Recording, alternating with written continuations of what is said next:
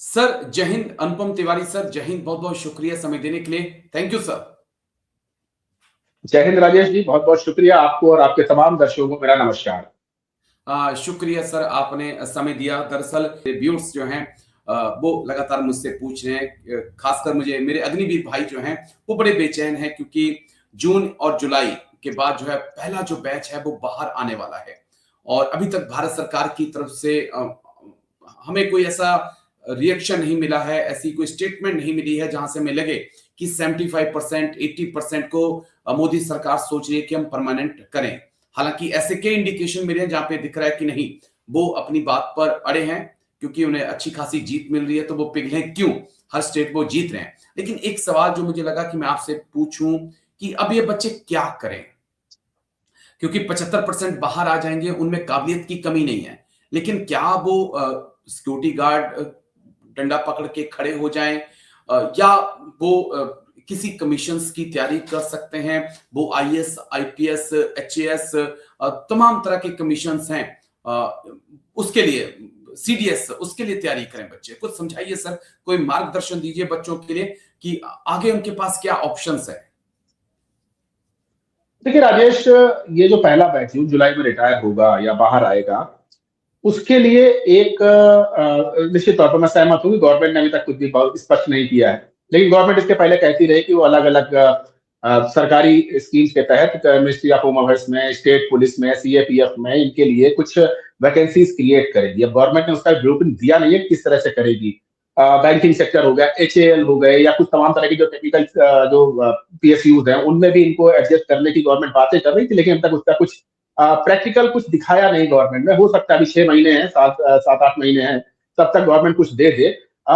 मुझे लगता है फिलहाल बच्चों को वेट एंड वॉच करना चाहिए और अपनी पढ़ाई जो उनकी 4 साल छूट गई है उसके ऊपर फिर से कुछ तवज्जो देनी चाहिए, अगर घर की जिम्मेदारियां नहीं। क्योंकि हमें ये नहीं भूलना चाहिए कि ये वो बच्चे हैं जो मध्यम वर्गीय या लोअर मध्यम वर्गीय परिवारों से आते हैं, जो अग्निवीर बने हुए हैं, उनके ऊपर घर की जिम्मेदारियां भी होती हैं। तो हमें ये नहीं भूलना चाहिए कि उतनी जिम्मेदारियों को उठाने के बाद वो बच्चा फिर से 4 साल छूटने के बाद पढ़ाई कैसे कर पाएगा। लेकिन उसके अलावा आपके पास कोई चारा है नहीं, गवर्नमेंट को स्पष्ट करनी है। और जो आरक्षण की बात कही जा रही है कि अग्निवीरों को कुछ आरक्षण मिलेगा, वो आरक्षण किस तरह से दिया जाएगा इसके बारे में भी कुछ स्पष्ट नहीं है। तो अभी ये सब चीजें आकलन कर पाना बहुत मुश्किल है। लेकिन अभी मैं यही कहूंगा अपने अग्निवीर भाइयों को कि अभी आपके पास उम्र है, आप घबराएं नहीं। निश्चित तौर पर ये आपके लिए एक बड़ा सेटबैक रहेगा कि आपने 4 साल फौज की नौकरी करी और उसके बाद आप बाहर आ गए। तो आपको एक ये पॉजिटिव दिमाग में रखना पड़ेगा कि आपने वहां से कुछ तो पॉजिटिव हासिल किया है। आपने वो सर्विस 4 साल तक करी है जिसको करने का लोगों का सपना होता है। आपने वहां पे वो चीजें सीखी है जो कि लोग पैसे देकर भी नहीं सीख सकते हैं।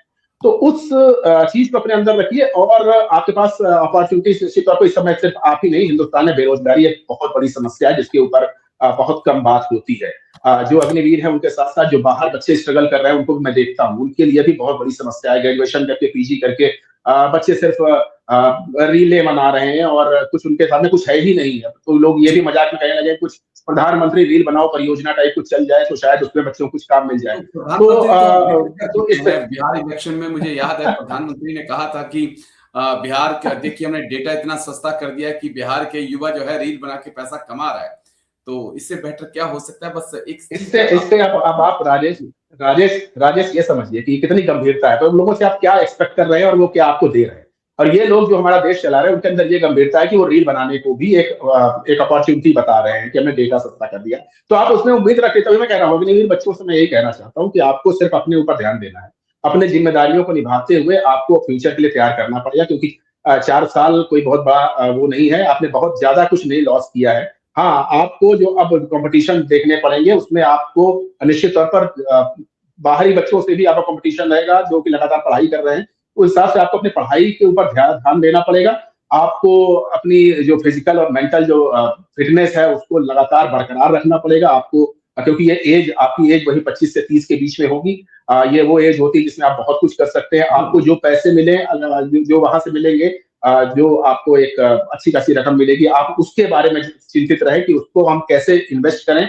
बहुत ज्यादा शेयर मार्केट में, क्योंकि एक टेंडेंसी होती है सुबह के बच्चों की, वो सारा पैसा मिला सब कुछ शेयर मार्केट में लगा दिया, म्यूचुअल फंड्स पे लगा दिया और उसके बाद क्या कि हाथ पे हाथ धरे बैठे रह गए। हाँ तो जी। ऐसा नहीं करना है। अपने उस पैसे को आप सही ढंग से यूटिलाइज करें। कहीं कुछ बिजनेस अपॉर्चुनिटीज अगर आपके गांव में, गली में, मोहल्लों में है, आप उसके ऊपर जाएं।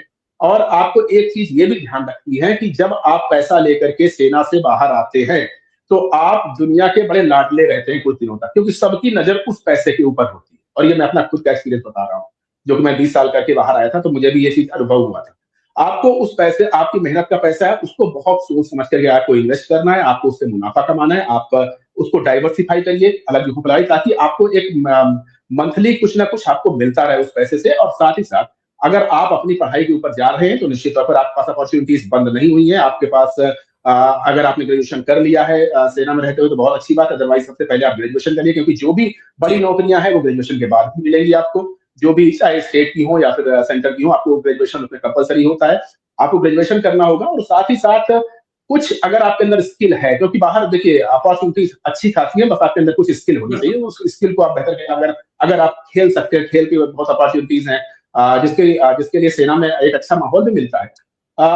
अगर आप पढ़ना चाहें, आप लाइब्रेरी वगैरह सेटअप कर सकते हैं। अब बहुत सारी चीजें, आप बाहर आइए और एक हेल्दी वे में, एक स्पोर्ट्समैनशिप के साथ आप बाहर की दुनिया को देखिए। निश्चित तौर पर अपॉर्चुनिटीज हैं। और मुझे लगता है कि अग्निवीर भाई ये कहेंगे, आप भाई साहब, आप तो रिटायर होकर के आराम से बैठे हो, आपको सब कुछ आसान लग रहा है। लेकिन मैं ये भी कहना चाहूंगा, कभी हम भी ऐसे ही थे, राजेश भी ऐसे ही थे, हमें भी बहुत कुछ स्ट्रगल करना पड़ा था। बहुत, लेकिन बहुत। धीरे धीरे चीजें सेटअप हो जाती है। हाँ, बिल्कुल सर, क्योंकि मैं भी हमेशा यही कहता हूँ कि पढ़ाई करिए। हमने भी रिटायरमेंट होने के बाद देखिए 16 साल नौकरी करने के बाद, आपने 20 साल नौकरी करने के बाद पढ़ाई की, एग्जाम की तैयारी की। मैंने मास्टर इन मास कम्युनिकेशंस किया। बच्चे देखते थे कि अरे बुजुर्ग कहाँ से आ रहा है हमारे साथ पढ़ने के लिए। बस एक आखिरी सवाल सर, जो बड़ा इंटरेस्टिंग है। एक कहानी है, एक हरदीप गिल की, जो हरियाणा से आते हैं।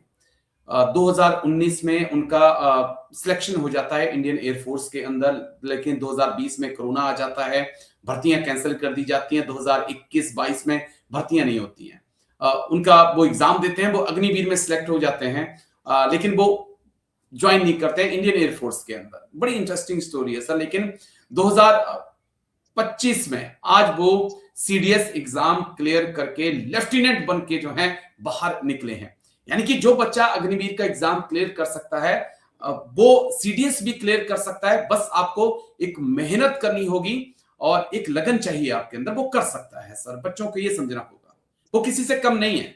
निश्चित निश्चित तौर पर। कम कम क्या बात कर रहे हैं। मैं तो ये मानता हूं कि जिस बच्चे ने डिफेंस जैसे सेक्टर में 4 साल ही सही, अगर उसने अच्छा रिजल्ट दिया है, भले ही अब वो परिस्थितियों की वजह से उसको बाहर आना पड़ रहा है, लेकिन अगर 4 साल उसने वहां बेहतर किया है, तो वो जो उसका स्किल सेट है, वो अपने आप दूसरे बच्चों से बेहतर हो जाता है। और जो बच्चा अग्निवीर जैसे एग्जाम या कोई भी एग्जाम पास कर रहा है, तो वो काफी बच्चों से कम्पीट कर रहा है, और उसके बाद ही वो वहां पर क्वालिफाई कर पा रहा है। तो उसको ये नहीं सोचना चाहिए कि मैं आगे मेरे लिए दरवाजे बंद है। उसको मेहनत करनी चाहिए, उसको मेहनत करनी पड़ेगी। क्योंकि बाहर की दुनिया बहुत कठिन है, मैं ये बता रहा हूँ आपको।